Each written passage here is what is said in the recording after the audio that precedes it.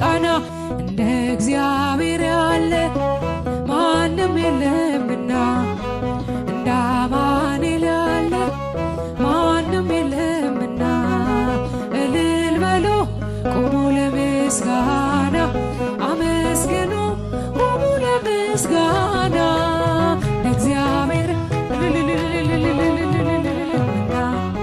እንደ አማኑኤል ያለ ማንም የለምና እልል በሉ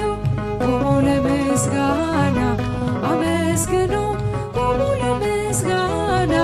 የተወረወረው የጠላታችን ጦር ሜዳ ላይ ወደቀ ጋሻ ሆኖ እግዚአብሔር ለሥላሴ ይድረስ ምስጋናችን